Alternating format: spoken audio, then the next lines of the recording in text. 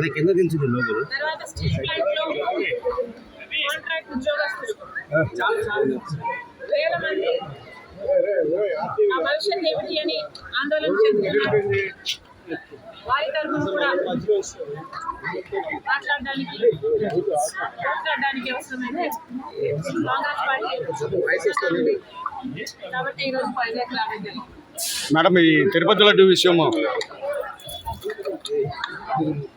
ఎందుకంటే సిట్టు విచారణ కూడా ఆపమని చెప్పారు కదా, దాని గురించి సుప్రీంకోర్టు తీరు చూస్తుంటే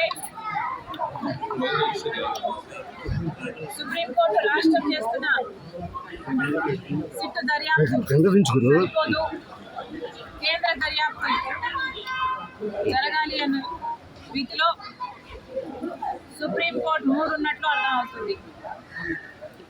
కానీ మీకు జ్ఞాపకం ఉందో లేదో,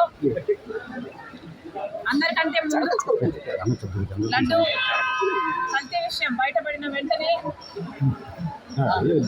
సిబిఐ ఎంక్వైరీ జరగాలి అని మొట్టమొదట అడిగింది మేమే, కాంగ్రెస్ పార్టీ. సిబిఐ ఎంక్వైరీ జరగాలి అని కాంగ్రెస్ పార్టీ యూనియన్ గవర్నమెంట్కి లేఖ కూడా రాసింది. ఆ తర్వాత గవర్నర్ గారిని కూడా కలిసి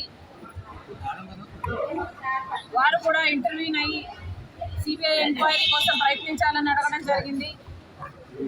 ఆ తర్వాత చీఫ్ జస్టిస్ ఆఫ్ ఇండియాకు కూడా సుమోటో కింద దీన్ని స్వీకరించాలని లేఖ రాయడం జరిగింది. సిబిఐ ఎంక్వైరీ కోసం పోరాటం చేసిందే కాంగ్రెస్ పార్టీ. ఈరోజు సుప్రీంకోర్టు కూడా మాతో ఏకీభవిస్తున్నట్టు కాబట్టి హర్షం వ్యక్తం చేస్తున్నాం.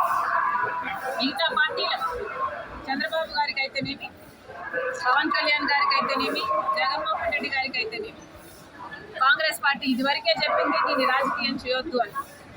ఒకరేమో శాంతి పూజలు అంటున్నారు, ఇంకోరేమో పశ్చాత్తాప దీక్షలు అంటున్నారు, ఇంకోరేమో ప్రక్షాళన పూజలు అంటున్నారు. ఇలా ఒక్కొక్కరు ఒక్కొక్క పేరు పెట్టుకొని ఈ విషయానికి మతం రంగు పూస్తున్నారు. ఇది సరికాదు, రాజకీయాలకు దీన్ని వాడుకోవద్దండి అని కాంగ్రెస్ పార్టీ ఇదివరకే చెప్పింది. అదే విషయాన్ని సుప్రీంకోర్టు మళ్ళీ చెప్పినందుకు సంతోషం.